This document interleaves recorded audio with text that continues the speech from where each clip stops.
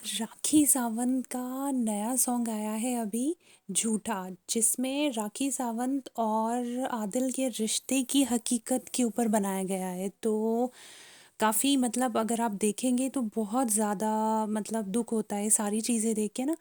لیکن اگر راکھی ساونت کی سٹوری ساری چیزیں دیکھی جائیں، میں نے نیٹ پہ جیسے دیکھی تھی، بہت سارے لوگوں نے راکھی ساونت کے لیے بہت برے برے کمنٹس کر رکھے تھے کہ یہ کوئی نیا ڈرامہ لے کے آ گئی، ڈرامہ کوئین ہے اور یہ ایسی ڈرامہ کرتی ہے، یہ کرتی ہے، وہ کرتی ہے، اس کے ساتھ ایسے ہی ہوتا رہتا ہے، اس کی شادیاں ہی سمجھو ٹوٹتی رہتی ہیں۔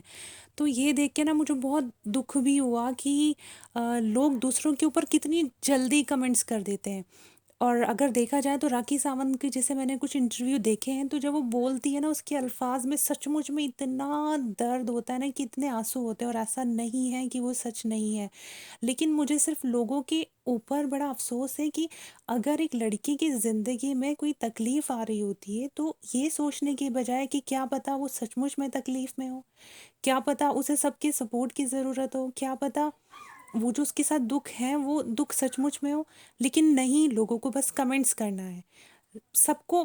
مطلب اگر کسی لڑکی کی زندگی برباد ہو رہی ہے، شادی شدہ زندگی برباد ہو رہی ہے، طلاق ہو رہی ہے، تو کیا ہوتا ہے نا، لوگ اس طلاق کے اوپر صرف لڑکی کو قصوروار ٹھہراتے ہیں، لڑکے کو نہیں قصوروار ٹھہراتے۔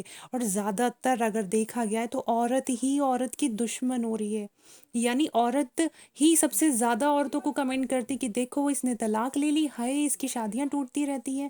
چاہے وہ لڑکی کتنے درد میں ہو، لیکن کسی کو کوئی فرق نہیں پڑتا، بس انہیں اپنے کمنٹس کرنے میں فرق پڑتا ہے۔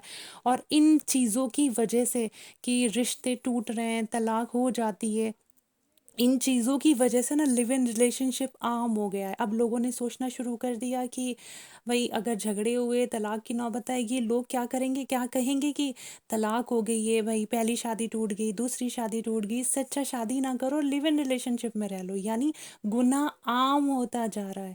آپ یہ دیکھیں گناہ اتنا عام ہو گیا کہ بہت زیادہ لوگ، سیلیبریٹیز تو موسٹلی لیو ان ریلیشن شپ میں ہی رہتے ہیں، تو گناہ عام ہو رہا ہے، لوگ شادیوں سے کترانے لگے ہیں۔ تو اگر دیکھا جائے تو اس کے قصوروار کون ہے؟ گناہ عام ہونے کے، اتنا زیادہ شادیوں سے کترانے کی، کہ ایج ہو جاتی ہے، لوگ شادی نہیں کرنا چاہتے، گرل فرینڈ بوائے فرینڈ کے رشتے رکھ لیں گے لیکن شادی تک نہیں آئیں گے۔ کیوں؟ کیونکہ انہیں یہی ڈر لگتا ہے نا کہ جھگڑے ہوئے، لڑائیاں ہوئیں تو طلاقیں ہوں گی، طلاق ہوگی تو اتنا بڑا طلاق کا دھبا لگ جائے گا۔ ایک لڑکی کا بھلے ہی بیچاری کا صرف نکاح ہوا ہو، اور نکاح ہونے کے بعد اس کو طلاق ہو جائے، تو پتہ ہے بھلے ہی صرف وہ اپنے گھر پہ ہو لیکن طلاق ہو جائے، تو جانتے ہیں طلاق کا اتنا بڑا دھبا لے کے وہ ساتھ میں لڑکی گھومتی ہے۔ یعنی کیا کہا جائے گا کہ ہائے اس لڑکی کو طلاق ہو گئی، دیکھو اس لڑکی کو طلاق ہو گئی، اس طرح کے کیس دیکھے جاتے ہیں۔ تو میں سب سے میری یہی التجا ہے کہ اتنا زیادہ ان چیزوں کو ایشو نہ بنائیں۔ کسی کی زندگی میں اگر شادی شدہ زندگی اگر بگڑتی ہے تو کم سے کم سپورٹ کریں، کچھ نہ بولیں۔ آپ نہیں جانتے کون صحیح ہے کون غلط ہے، کس کی زیادہ غلطیاں رہی ہیں کس کی نہیں رہی ہیں، کیونکہ کوئی نہیں سمجھ سکتا، صرف وہ دو بندے سچائی سمجھتے ہیں جو ساتھ رہ رہے ہیں، اس میں سے کون غلط ہے کون نہیں۔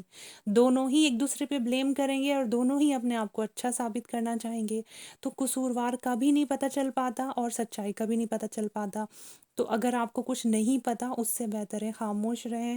گناہ بہت بڑھتے جا رہے ہیں صرف انہی کمنٹس کی وجہ سے، انہی چیزوں کی وجہ سے۔ تو میں سب سے ریکویسٹ کرتی ہوں، راکھی بھی ایک انسان ہے، اس بیچاری کے اوپر جو لوگ اتنا زیادہ غلط بولتے ہیں، تو ان سے کہنا چاہوں گی کبھی کسی اس کی زندگی جی کے دیکھو، کبھی ان لڑکیوں کی زندگی جی کے دیکھو جن کی شادیاں ٹوٹتی ہیں، جن کو طلاق ہوتی ہیں، کبھی ان کی زندگی جی کے دیکھو۔